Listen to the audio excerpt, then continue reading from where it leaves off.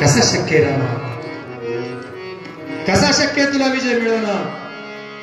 त्यावेळेस आशंकेनं आमच्या प्रभू रामचंद्रानं तर महर्षी अगस्तीकडे पाहिलं, सांगितलं प्रभू का तुम्ही हास्य करताय का? माझ्या शौर्यावर तुम्हाला संशय, माझ्या पराक्रमावर तुम्हाला संशय प्रभू?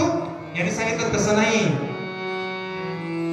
रामा, ज्याने तुझी सीता पळवून नेली, रामा ज्याने तुझी सीता पळवून नेली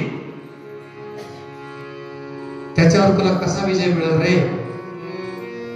त्याने सांगितलं एवढं अघटित काय त्याच्यात? याने सांगितलं ज्याने तुझी सीता पळवून नेली त्या नगरीला असणारं चौकडून पाणी आणि एकच रस्ता आहे, ध्यानात ठेव. एक दुसरं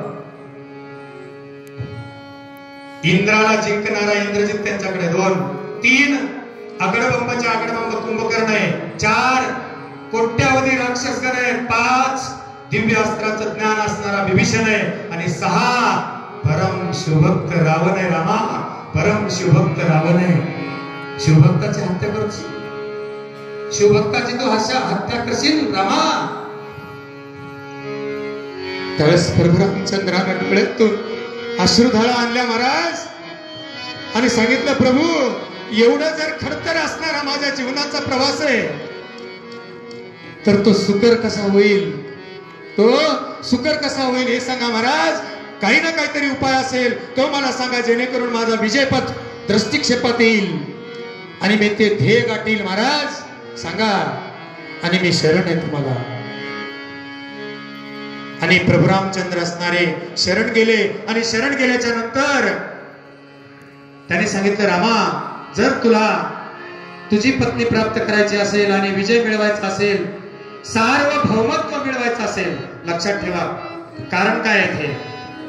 पत्नी मिळवायची, साम्राज्य मिळवायचं, सत्ता संपत्ती मिळवायची, अधिकार मिळवायचा आणि दुष्टाचा निपात करायचा. जर तुला करायचं असेल तर रामा तुला शिव आराधना करावी लागेल, तुला शिव आराधना करावी लागेल, त्याच्याशिवाय पर्याय नाही, गत्यंतर नाही रामा. यांनी सांगितलं प्रभू जर माझा मार्ग सुकर होत असेल तर तोही मार्ग सांगा, कशी करावी लागेल भक्ती? यांनी सांगितलं बाबा रे तुला दीक्षा घ्यावी लागेल, शिव दीक्षा घ्यावी लागेल. लक्षात ठेवा आजपर्यंत तुम्हाला कोणी सांगितलं नसेल हे, तुम्हाला शिवदीक्षा घ्यावी लागेल. आमच्या वीरशैव धर्म संप्रदायाच्या नियमानुसार 3 प्रकारच्या दीक्षा सांगितल्या, क्रिया, मांत्री आणि वेधा. पहिली वेधा, गुरुनं कृपादृष्टीनं शिष्याकडे बघणं, त्याला वेधा नावाची दीक्षा म्हणावं. कुंडमंडलात्मक होम हवन शांती कर्म करणं म्हणजे क्रिया आणि मंत्र कानातून देणं म्हणजे मांत्री दीक्षा. पण पुढे 2 दीक्षा आहेत, अजून 2 सांगितल्या धर्मशास्त्रानं, ती म्हणजे विरजा नावाची दीक्षा जी माझ्या प्रभू रामचंद्राला घ्यावी लागली. कोणती? विरजा. ध्यानात ठेवा. मी शेवटच्या दिवशी तुम्हाला प्रश्न विचारणार आहे बरं का, जेवढे बसले तेवढ्यांना. विरजा नावाची दीक्षा माझ्या प्रभू रामचंद्राला घ्यावी लागली. पंचवटी माझी जानकीचा नाथ, पंचवटी माझी जानकीचा नाथ, नाथ नाथ नाथ नाथ.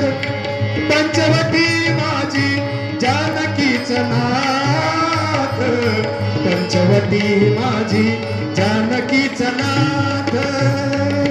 पंचवटी माझी जानकीचा नाथ, पंचवटी माझी जानकीचा नाथ,